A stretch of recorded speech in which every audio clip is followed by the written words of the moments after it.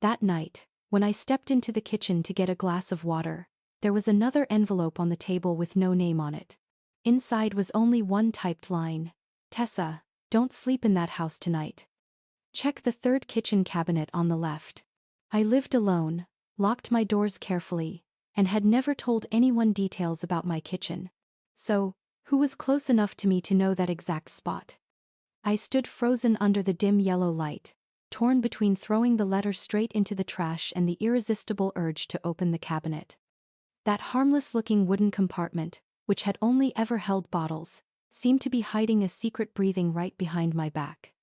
When I tapped lightly on its side, a dry click echoed, as if there were a hollow space inside. And then I found a tiny USB drive, dusty as if it had been lying there for a long time. What chilled me wasn't the USB itself, but this: who had put it there, and why did they want me to find it on this very night?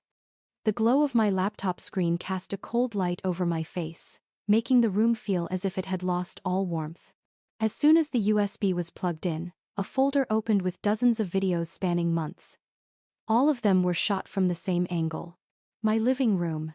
The gray sofa, the rug I had bought in Portland, the old picture frame on the shelf, everything so familiar it felt suffocating.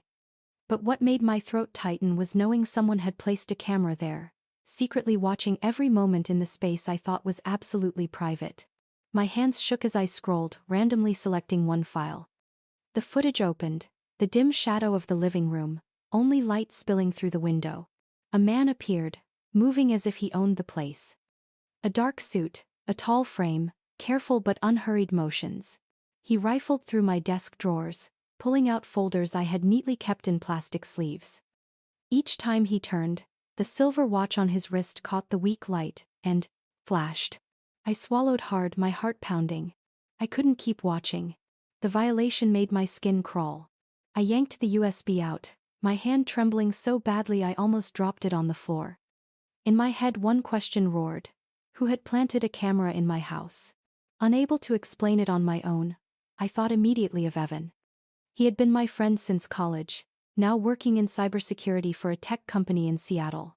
We'd once shared all-nighters over sketches and impossible projects. Evan was the type who could still give a small smile even when overwhelmed, and I trusted him more than anyone. I called him right then. The phone rang 3 times before his lazy but warm voice came on. Tessa. Calling this late, what's going on? Evan, I need you to come to my house, right now. Please. It took only a few words for him to know I wasn't joking. About 40 minutes later, a knock sounded at my door. I opened it to find Evan in a thick jacket, hair slightly messy, carrying his familiar laptop backpack.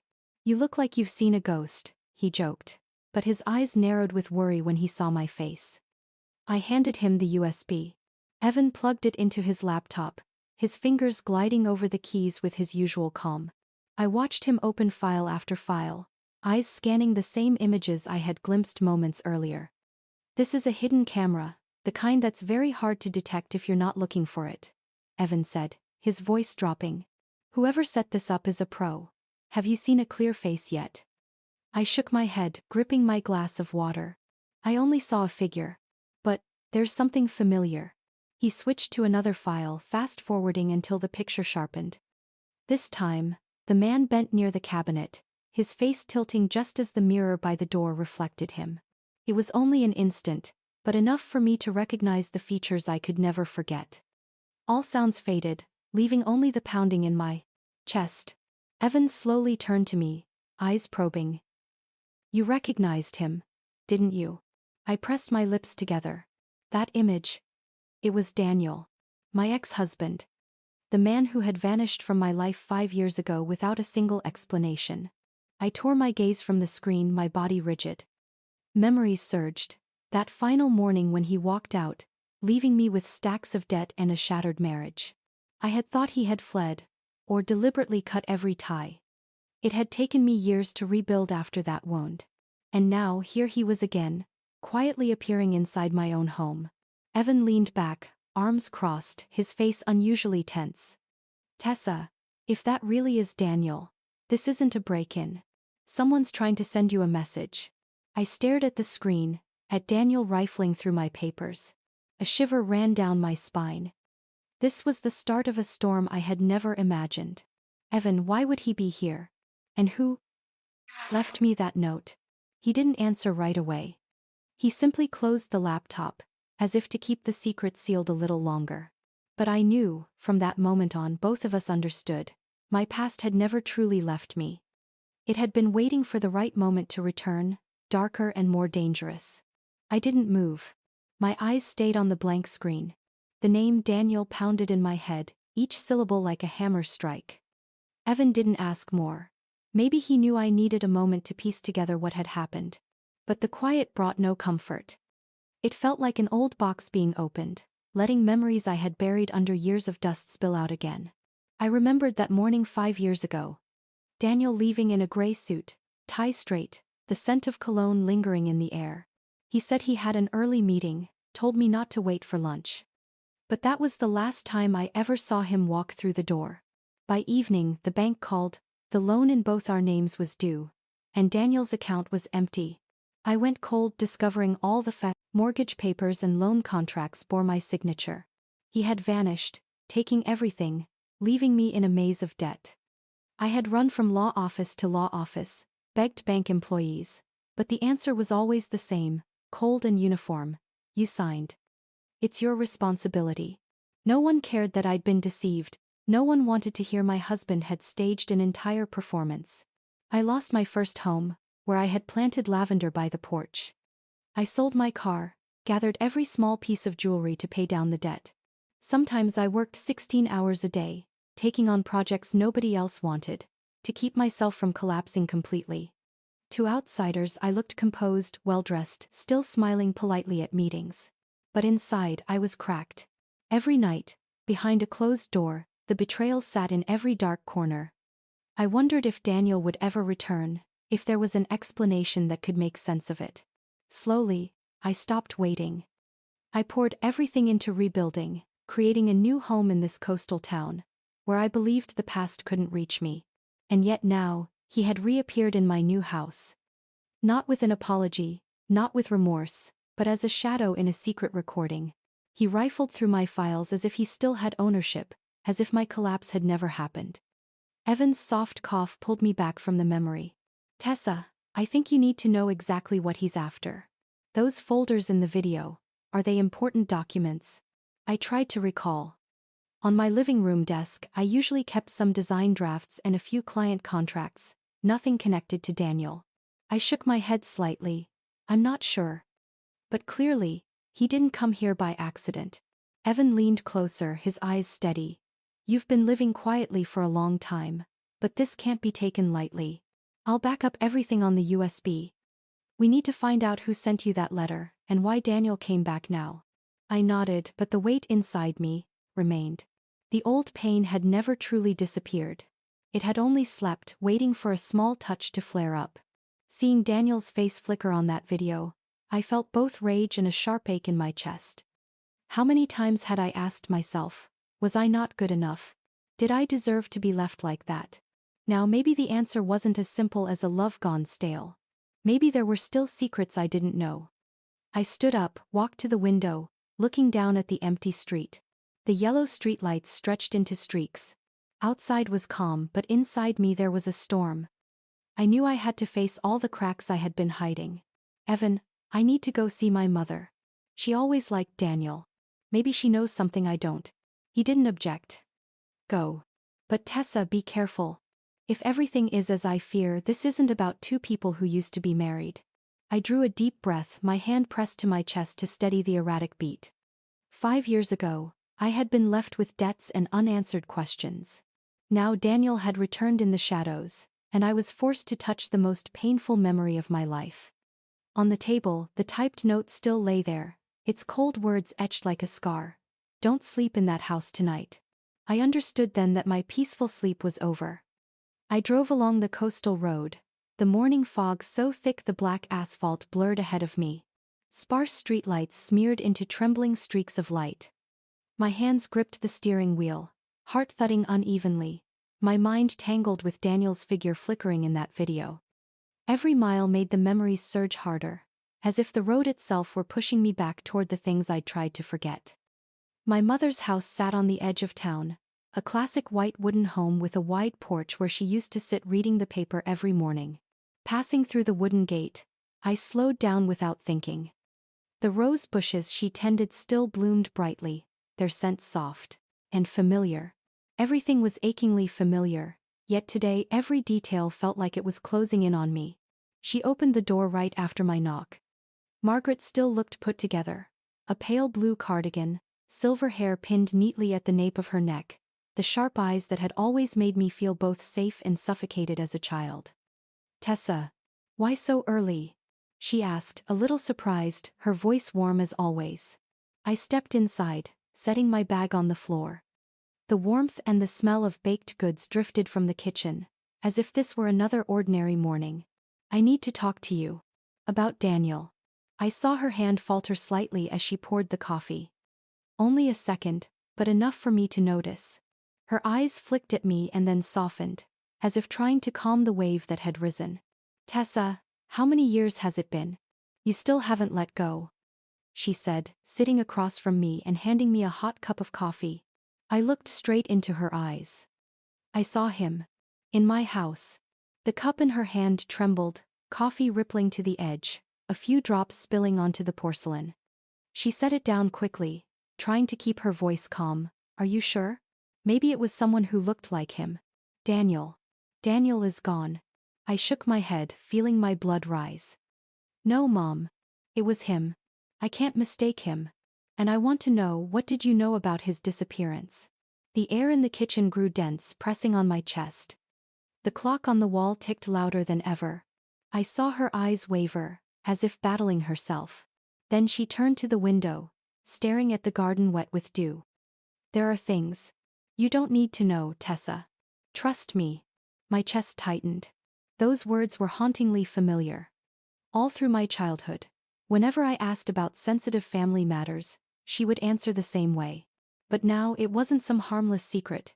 It was about Daniel, about my own safety. "Don't need to know?" I repeated, my voice shaking but cold. "You want me to keep living in the dark, only to discover my ex-husband sneaking into my house like a thief?" Margaret sighed, her shoulders quivering. "It's more complicated than you think. Daniel, he's not the man you believed he was." I gave a brittle laugh, tears slipping out uncontrollably. "So you knew. You always knew." Her eyes were cloudy, holding 1,000 untold stories.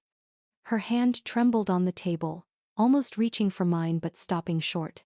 "Sweetheart, sometimes the truth doesn't set anyone free. It only makes everything worse." That answer was as good as an indirect confession. She knew something. Maybe more than I imagined. And her evasion frightened me more than any video. "I've already lost everything once, Mom. I won't let it happen again," I said, my voice choked but firm. Margaret's gaze flickered, then settled on me for a long moment. She gave a small nod, as if accepting that I had crossed a line and there was no way back. I left my mother's house feeling both heavy and hollow. The road back to the coastal town was veiled in mist, the sound of distant waves like a heartbeat pounding in my chest. I drove almost blindly, needing only to get away from her unreadable eyes and the evasive words she'd spoken. In my mind, images of Daniel slipping into my living room, his face caught in the mirror, and my mother's tired eyes as she said, "There are things you don't need to know," wove together like an unfinished film with no ending. I knew I couldn't sit still anymore. I needed answers, and the only way was to go back to Evan, where I could trace every fragment from that strange USB. When I reached my apartment, the living room light was still on. Evan sat at the desk, eyes fixed on his laptop screen, fingers tapping rapidly. He looked up as soon as he heard the door, tension and relief flickering in his gaze. "Tessa, I found something else," he said, his voice low and decisive. I took off my coat and sat beside him, my heart hammering. "Tell me." Evan turned the screen toward me. On it appeared a new folder, its file names a string of random characters. "There's a file on the USB that's heavily encrypted. It took me nearly 2 hours to crack. And this is what I found." He clicked. A bank statement opened, rows of numbers, dates, transaction codes. But one detail stunned me: massive transfers, each between $200,000 and $300,000, all flowing into a fund called Aurora Children's Foundation. It sounded like a charity for children, but the authorized signatory line made my heart seize. Margaret Moore, I whispered, my voice rasping. Evan looked at me, his face tightening. Your mother. I couldn't speak, frozen in place. In my head echoed her words from that morning. There are things you don't need to know. She had known, she was even part of it all. Not only that. Evan went on, pointing at the small notes at the bottom of the statement. I found Daniel listed as a corresponding transfer party in several transactions 6 years ago. He seems directly tied to this fund. I turned to Evan, my eyes wide. You mean Daniel didn't disappear because he ran away? He nodded slowly, his voice heavy. I think he was forced to disappear without a word. Like being gagged so he wouldn't expose these irregular transfers. The room felt suddenly airless. My hands wouldn't steady. All the pain from 5 years ago now took a different shape, not betrayal, but maybe a much larger scheme. Evan, do you understand what this means? I asked, my voice tight. If Daniel really knew and vanished because of it, then, my mother is directly involved. He studied me for a long moment, as if measuring how much I could take before speaking again. It's not ready to conclude yet, but it's clear this Aurora fund isn't clean. The transfers lead to shady destinations, some routed through shell companies overseas. The legal signatory is Margaret Moore. Tessa, this isn't a family matter anymore. This is finance, this is politics. Cross-checking the routing numbers, Evan found matching entries in public charity filings. On paper it looked compliant. In practice the flows looped through shells and came back disguised as grants. I sat rooted to my chair, torn inside. I remembered my mother and Daniel sitting together in the living room, laughing over future plans. She had cherished him so much I'd sometimes felt jealous, thinking she loved her son-in-law more than me. And now those two names appeared together in the same murky bank file. I need to know the truth. If my mother's involved, I have to face it. And if Daniel didn't abandon me but got pulled into this, then I need to know that too. Evan handed me printed copies of the key statements. Take these. They're copies, I'm keeping the originals secure. But Tessa, be careful. These numbers are the kind people would bury forever. My hands clenched, the acrid smell of printed paper like a bitter reminder the past was never asleep. I spent the whole night tossing and turning with the stack of bank statements Evan had given me. The black, heavy numbers looked like another language, dry but dangerous, but I knew well.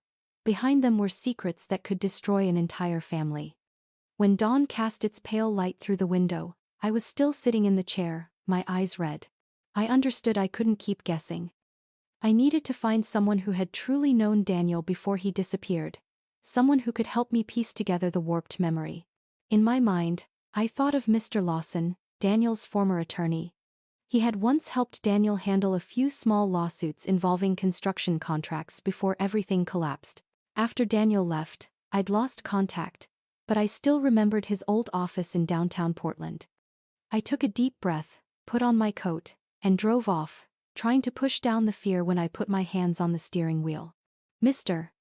Lawson's office was small and modest, a red brick building with an iron staircase curling up to the second floor. The brass nameplate was faded, like the man himself, unpretentious but steady.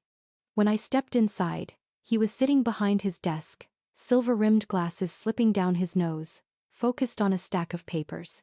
Tessa. He looked up, surprised, but his eyes stayed warm. It's been a long time since I've seen you. Yes, sir. My voice faltered, my heart racing. I came to ask about Daniel. At the sound of that name, Mr. Lawson's face fell. He set the papers aside, took off his glasses, and looked directly at me. I take it you've discovered something. I told him about the USB, the video, and the bank statements.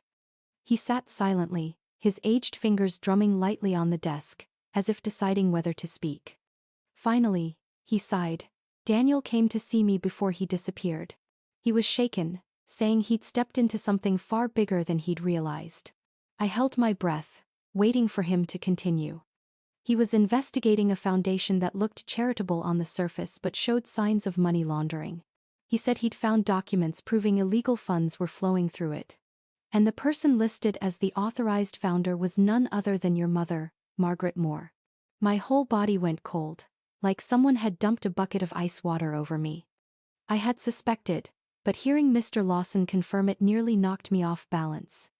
Not only that, he went on, his voice lowering, Daniel gave me a copy of the files. In them, besides Margaret's name, there was another name repeated many times in the sponsorship contracts and internal memos. I clenched my hands, almost whispering, "Who? Robert Hale." The name hit me like a drumbeat out of rhythm. I knew him. Who in Oregon didn't? Robert Hale was a local politician, once a rising star in the party, always on the news with his confident smile and slogans about transparency and public service. I'd once seen him shake Daniel's hand at a fundraising gala. Back then, I thought they were simply in the same circles. Now, I saw how naive I had been. Daniel told me, Mr. Lawson shook his head gently, that he intended to go public with everything. But only a week later he vanished. I waited, hoping he would return, but then, nothing. The image of Daniel in the video now carried a different weight, not a betraying husband, but a man who might have been forced into silence by powerful hands. And my mother somehow stood right in that network. "Tessa," Mr. Lawson said softly, looking at me with concern, "you must be extremely careful. If Robert Hale is involved, this is no longer a family matter. His influence is vast, and he won't hesitate to remove anyone in his way." I swallowed the lump in my throat. I didn't know what had made Daniel brave enough to confront it, but I understood why he had disappeared. And I understood why my mother had said, "There are things you don't need to know." I left the office feeling as if I were carrying a heavy bomb. Portland's sky was gray, drizzle beginning to fall, the cold drops striking my face like sharp slaps. I stood on the sidewalk, watching the crowd pass, feeling like I'd wandered into a chess game far bigger than I'd ever imagined. The name Robert Hale beat in my head like a drum. And I knew sooner or later I would have to face him for Daniel, for the truth, and for myself. That afternoon, just as I returned from Portland, my phone rang. My mother's name lit up the screen. I hesitated for a few seconds before answering, my heart still heavy from the conversation with Mr. Lawson. "Tessa, tonight I want you to come for dinner. I have important guests. You should be there too." Her voice was even, not an invitation but a sweet command I knew well. I was about to refuse, but a feeling stopped me. I could hear her breathing on the other end faster than usual, as if she were tense. I replied softly, "Yes, Mom. I'll come." Hanging up, I sat still in the car, my hands gripping the wheel tightly. Two names rang in my head: Margaret Moore and Robert Hale. One was my mother, the other a politician pulling strings behind the curtain. And tonight, I felt they would appear together. My mother's house was brightly lit when I arrived. The garden lights were all on, casting a golden glow on the rose bushes, looking like a party. I climbed the steps, my heart heavy as stone. She opened the door, her smile gentle but her eyes flickering with control. "You're here. Come in, Tessa." In the living room, the smell of roasted meat and wine filled the air, the table set more lavishly than usual. At the table, besides my mother, stood a man rising to greet me. When my eyes met his, my breath caught. Robert Hale. He had been on countless campaign posters, had shaken hands with the mayor, had gone on television with speeches about civic responsibility. But standing in my mother's living room, he no longer looked like the friendly statesman.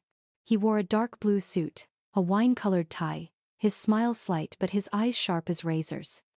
"This is my daughter, Tessa," my mother introduced, her voice deliberately warm. Robert stepped closer, extending his hand. "I've heard a lot about you. Talented architect, isn't that right?" I reached out, forcing my hand not to tremble. "Thank you." We sat at the table. I chose the seat opposite, so I could watch both of them. Throughout dinner, my mother and Robert spoke warmly, like longtime allies. They discussed community projects, charities, upcoming campaigns. But beneath the sweet surface, I could feel the tension flowing. Robert raised his wine glass, his voice deep and smooth, as if telling a small story. "You know, Tessa, some houses have foundations that hide many secrets. Those secrets shouldn't be dug up, because once exposed, the whole house might collapse." His words fell on my ears like a blade of ice. I glanced at my mother, saw her nod slightly, the corner of her mouth curling into a faint smile. They were hinting at something. And they wanted me to hear it. I kept my voice calm, turning the glass of water in my hand. But if the foundation is already rotten, can the house stand forever? Robert narrowed his eyes at me, the smile still on his lips but his eyes no longer hiding their sharpness. You seem like someone who likes to dig deep, Tessa. But sometimes the digger ends up being the one buried. I bit my lip, holding back my reaction. In that moment I knew, they knew. They knew I had followed the clues about Daniel, about the Aurora Foundation, and those shadowy bank transactions. And tonight's dinner wasn't a family reunion, it was a warning. Margaret touched her wineglass lightly, her voice softening as if to smooth away the tension. Come now, we're here to enjoy dinner. But I couldn't swallow another bite. Every word, every glance in that room felt heavier than any spice on the table. I sat there, hearing the clink of cutlery on plates, the thin laughter, and felt myself sinking into a void. As Robert laughed at some trivial story, his eyes never left me, as if to confirm the chessboard was set, and I had been seen through. It was late at night when I drove away from my mother's house. The coastal road had sparse lights, darkness stretched like a heavy curtain, waves crashing against the cliffs in the distance. I gripped the wheel tightly, but my heartbeat still pounded, echoing in my chest. Tonight's dinner had been a staged play. My mother's smile, Robert Hale's sharp gaze, and the half-veiled remarks, all of it nothing less than a message that I had stepped too close to forbidden ground. When I reached home, I saw the mailbox slightly ajar. My heart clenched. Inside lay a brown envelope, neatly placed, with no sender's name. I pulled it out, my fingers trembling as if already knowing what it would say. If you want the truth about Daniel, dig under the oak tree behind the old house. The old house. The place where I once lived with Daniel, where I lost everything when he disappeared and the bank foreclosed. Now it belonged to new owners, but the old oak tree still stood there, like a silent witness. There was a fierce urge inside me, to go right away, tonight. My reason screamed that it could be a trap. But my heart knew the truth couldn't wait any longer. Rain began to fall as I left town. Heavy drops pounded on the windshield, the wipers sweeping back and forth like rapid breaths. The road to the old house was familiar yet foreign. I had driven it countless times, once with Daniel under the canopy of leaves. Now everything was the color of ash, as if time itself were testing me. When I stopped the car, the old house loomed in the darkness. Yellow light through the windows showed the new family sleeping inside. I didn't dare approach. Instead, I slipped around to the backyard, where the oak tree still stood tall in the rain. The rain grew heavier, pouring over my head and shoulders, soaking through my coat. I knelt at the base of the tree, my cold hands clawing at the damp earth. Soon my nails were caked with mud, my breath mingled with the raw smell of soil. I dug deeper until the spade struck something hard. Frantically, I scraped away the dirt. Beneath the heavy soil lay an old metal box, its lock rusted. I lifted it out, my whole body shaking from cold and anticipation. By the small beam of my flashlight, I forced the lock. After a struggle, the box popped open. Inside was a worn leather notebook, damp from rain but intact. I recognized the handwriting instantly, Daniel. I opened it. The wet pages clung together, the ink smeared but still legible. On the first page, the words were shaky but clear. If I disappear, don't trust your mother. I clutched the notebook, rain mixing with tears on my cheeks. My heart clenched painfully. All the doubts, all the scattered hints, now formed into a brutal truth. Daniel had left me this message years ago, as if predicting this very night. I turned a few more pages. The trembling words described shady money, meetings with Robert Hale, and Margaret present in nearly every major decision. Daniel wrote that he felt watched, that he might not have much time. He pleaded that if anyone ever found the notebook, they should bring it to light. The rain poured harder, every drop pounding on my shoulders, on the diary. I hugged it to my chest, filled with both agony and resolve. In that moment, I knew the path ahead had no way back. I stood, staring at the oak tree trembling in the storm, its leaves torn away. It looked like my own life once battered by storms, but its roots still deep, waiting for the day to push the truth upward. I returned home drenched, my hair dripping puddles onto the wooden floor. The metal box clung to me like an extension of my body. I couldn't set it too far from sight. After pulling on dry clothes and making a cup of hot tea, my heart still pounded, throbbing against my temples. Daniel's notebook lay open on the table, its blurred words exhaling the dampness of a past not yet gone. I called Evan immediately. "Tessa? It's late, what's going on?" I took a long breath, trying to steady my voice. I found a metal box buried under the oak tree at the old house. Inside was Daniel's journal, and a message for me. "All right. I'll come right away. Don't touch anything else." Half an hour later, Evan arrived, his coat wet from rain, his eyes widening at the sight of the old leather notebook. He sat, opened his laptop, the screen's blue glow sharp on his tense face. I handed him a few pages I'd already read, my voice shaking as I repeated the words. "If I disappear, don't trust your mother." Evan frowned, scanning the words quickly. He knew what was coming. "It's like a prepared file for a whistleblow. Can you dig deeper?" Daniel wouldn't have kept everything handwritten. He always kept digital backups. Evan was silent for a moment, then typed rapidly. "I'll try to access Daniel's old emails. If he's alive, maybe he still has hidden accounts. If not, I might still trace something." Time ticked by with the steady pounding of his keys. I sat quietly, hearing the familiar sound of the ocean wind against the glass, my nerves strung tight as if the house itself were waiting for judgment. Finally, Evan looked up, a sharp gleam in his eyes. I got in. A nearly abandoned mailbox, untouched for years. But Daniel had sent dozens of emails from it, most encrypted. "I'm unpacking them now." He opened the first file. On screen appeared a list of evidence. Photos of bank ledgers, financial contracts, notes from secret meetings. The name Robert Hale surfaced again and again, alongside Margaret Moore and several businessmen. My voice broke. "Oh God. This is the charity Daniel once told me about.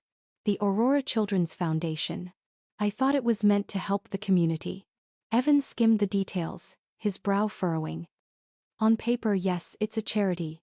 In reality, it's a laundering front. Look, hundreds of thousands of dollars at a time, routed through offshore accounts, then returned under the label of medical grants." Daniel tracked the flow. I recoiled, my hands twisting together. "So, my mother was involved too." Evan opened another audio file, the speaker icon glowing. A click, then a man's voice whispering something indistinct. Next came a woman's voice, low, clear, unmistakable. "You will never ruin my daughter's future. She cannot know." I slumped into the chair, my heart stopping. That was my mother's voice. Undeniable. "Oh my God," I murmured, my hand covering my mouth. Evan looked at me, his eyes filled with both pity and horror. "Tessa. She knew everything. And she was directly involved." My throat tightened, tears spilling unchecked. In my mind flashed the elegant dinner, my mother across the table, smiling calmly as she poured wine for Robert Hale. All of it, a facade. I remembered being a child. Every time life got hard, my mother would take my hand and say, "You need to trust me." And now, her voice rang like a verdict. "She cannot know." I asked, my voice trembling. "Evan, what's the date on that recording?" 3 weeks before Daniel disappeared. I felt the ground crack beneath me. Evan gently placed his hand on my shoulder. "I know this breaks you. But it's also evidence. Daniel didn't vanish randomly. They shut him down because he uncovered this." We listened to more files. Daniel had carefully noted meetings with Robert Hale, the times he saw my mother with him. He wrote that the deeper he dug, the more trapped he felt in a web of power. "If I expose this, I may not survive," he wrote. I trembled reading each word, torn between grief and anger. Daniel had known the danger but kept going. And I, back then, only saw him vanish and leave me with crushing debt. I had hated him for 5 years, never imagining another story behind it. Evan spoke softly. "He tried to protect you. Maybe that's why your mother appeared in the recording, to keep you out of it, at any cost." I turned to him, my eyes red. "And in return?" "The truth buried, while I lived in lies, branded as the wife, abandoned." Evan stayed silent. He knew no words could comfort me now. I closed the notebook, laying it beside the laptop. The evidence, the voices, all of it cut into me like shards of glass. I was no longer the woman who built homes for clients, who drew clean, elegant blueprints. I now stood inside the ruins of my own family, a structure raised on dirty money, secrets, and blood. Outside, the rain began to ease. My hand resting on the blurred pages, while in my mind my mother's words echoed. She cannot know. Now I knew. And what awaited ahead was darker than this night. I spent many nights turning over Daniel's rain-soaked notebook and his recordings. Every time I closed my eyes, my mother's words rang again. Those words were chains binding me, pushing me to go further, to push beyond the fear. I knew I couldn't keep holding everything in the dark. I needed an outsider, someone who could bring the truth into the light without being bound by the names Moore or Hale.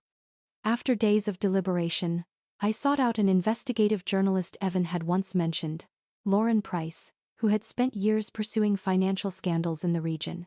I called her through a public number. My voice trembling but forced steady. I have information about a charity foundation, and about Robert Hale. I need to meet you. Lauren was silent for a few seconds, then answered firmly. If what you're saying is real, I'll listen. But we'll meet in a public, safe place. We set the meeting for a Saturday afternoon, in a small cafe in downtown Portland where people constantly came and went. I prepared carefully, copied some of Daniel's emails, printed a few pages of his journal, and brought the recording. I knew it wasn't everything, but enough to begin. On the afternoon of our meeting, I drove into the city, my heart heavy but tinged with hope. The riverside road glowed with sunlight, pedestrians strolled, music spilled from shops. But inside, me, everything was veiled in tension. I parked near the cafe, drew a deep breath, and prepared to walk in.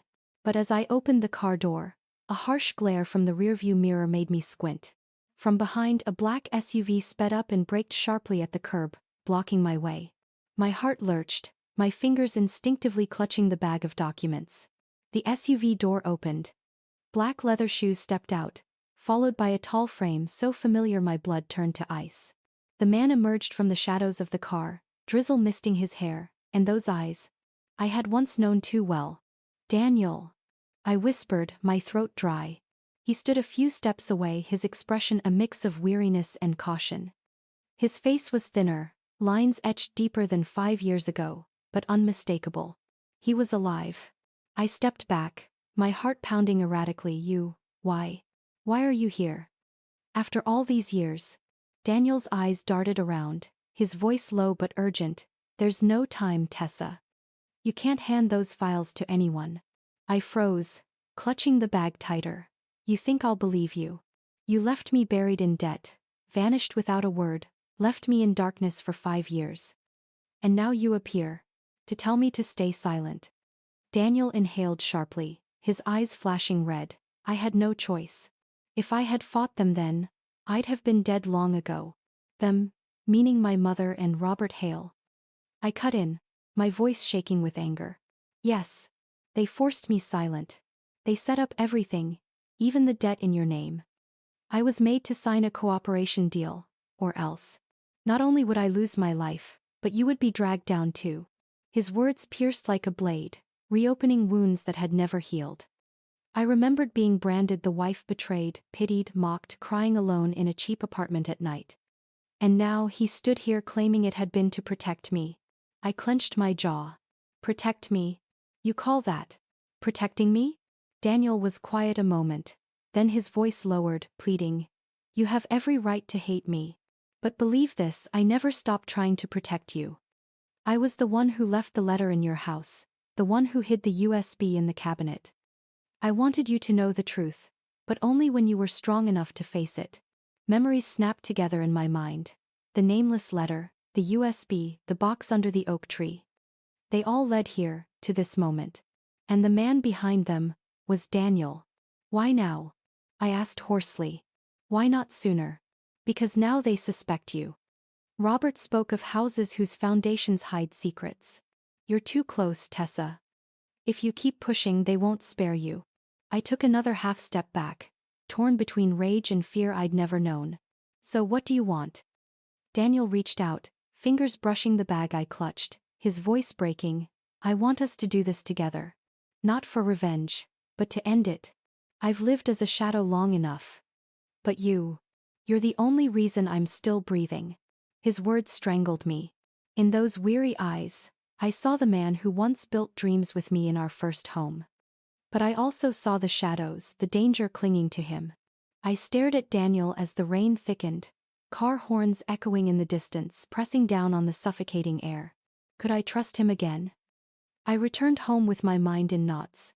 Meeting Daniel in that parking lot had been like a waking nightmare. He was real, alive, both familiar and foreign, and his words gnawed at me. If what he said was true, then my mother hadn't known she had orchestrated it all.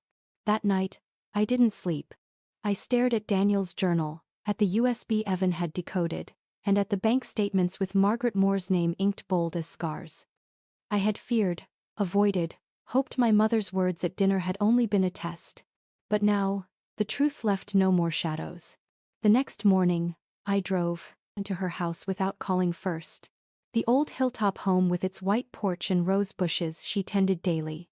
Oregon's sky hung low, fog wrapping the scene like a tragic stage curtain. She opened the door, surprised for a moment, then recovered her usual calm face. "You're early. Come in, I just made tea."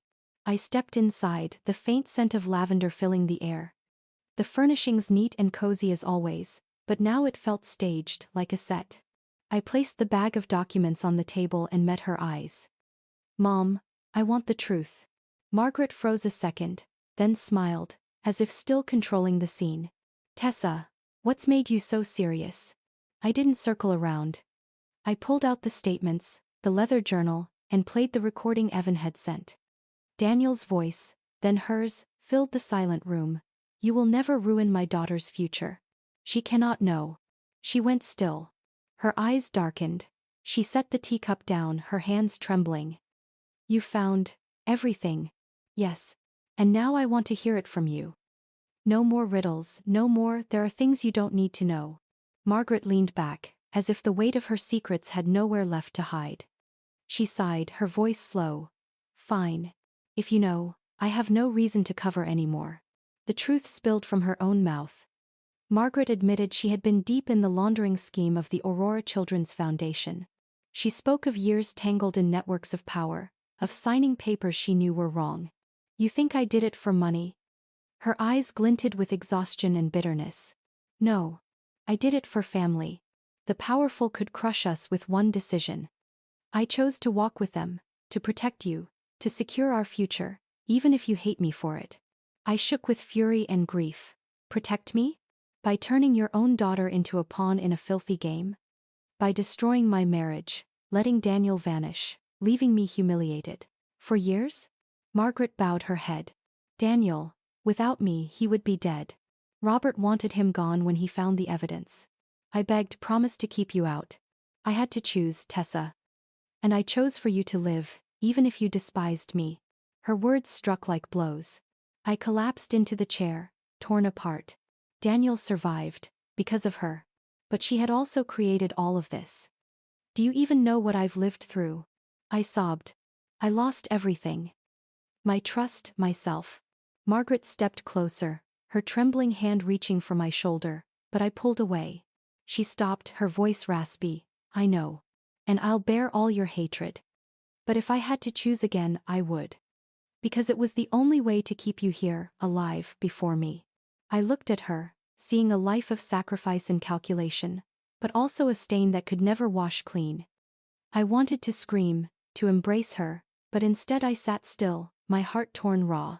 The window rattled. An engine roared closer outside. Before I could ask, Margaret's face paled. She pulled back the curtain. A black SUV stopped out front, just like the night Daniel appeared. She stepped back, lips trembling. "Robert." My chest sank. The car door opened. Robert Hales stepped out, confident stride, dark coat, cold eyes. He entered without knocking, a few burly men behind him. The air thickened, the smell of smoke and leather flooding the once familiar room.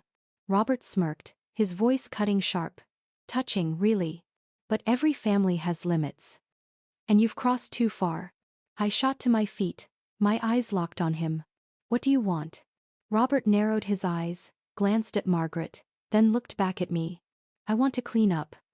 That's simple. Daniel betrayed me, Margaret was weak, and now the daughter is about to play hero. I can't let three shadows lurk behind me forever. Margaret's face went pale. She stepped forward, her voice hoarse. Robert, don't. She's my daughter. Robert laughed, but there was no joy in it. And that's the problem, Margaret.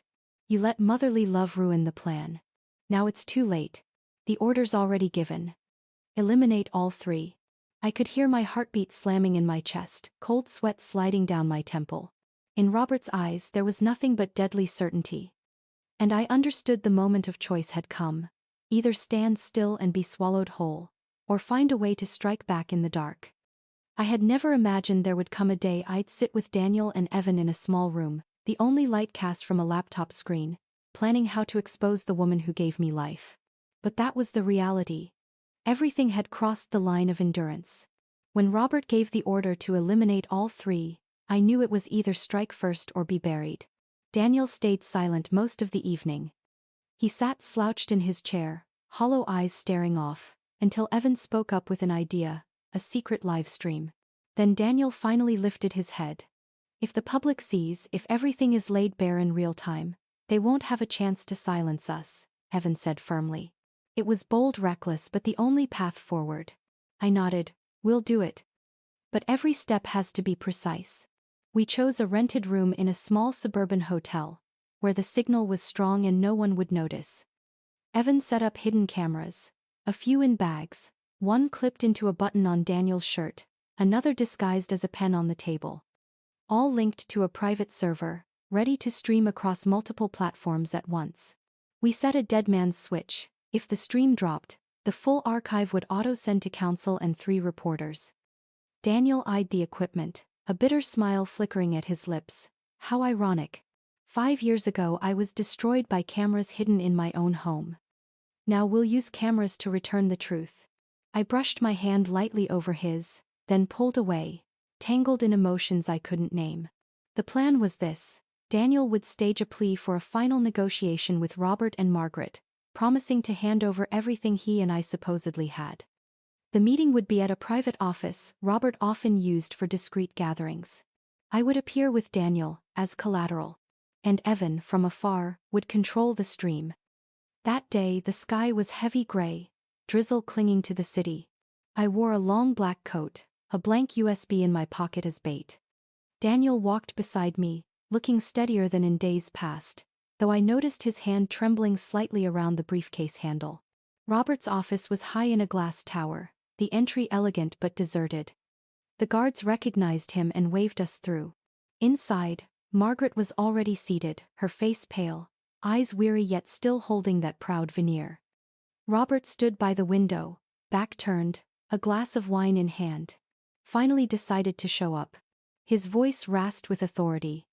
Daniel set the briefcase on the table, speaking slowly. I came to end this. But only if Tessa and I walk away safe. Robert laughed, turning toward us. You still think you're in a position to make demands? In my earpiece Evan whispered. All cameras live. Signal strong. Rolling. My pulse kicked hard, but my face stayed composed. Daniel opened the case, empty except for an envelope. He slid it across the table. This is a copy of what I kept. Robert opened it, his eyes flashing as he skimmed the dense printouts. He glanced at Margaret. See? I told you he wouldn't dare resist. My mother looked at me, her lips trembling. For the first time, her eyes held not power or pride but fear. Robert sat down, his voice low, threatening. Daniel, you used to be clever. But too much cleverness gets you killed. You should have stayed gone. Left your ex-wife safe in her shell. But you chose to come back. So, enough. I cut him off, my voice slicing the tension. I've read Daniel's journal. I've heard the recordings. I know what this foundation really is. And I know it was my mother who signed its charter. Margaret burst out. Tessa, stop. But I didn't. I turned to Robert. You think you can keep everyone quiet forever? You're wrong. Right then, Evan pressed the switch. A wall screen meant for presentations lit up. Robert's face, Margaret's, Daniel's, mine, our words spoken were streaming live.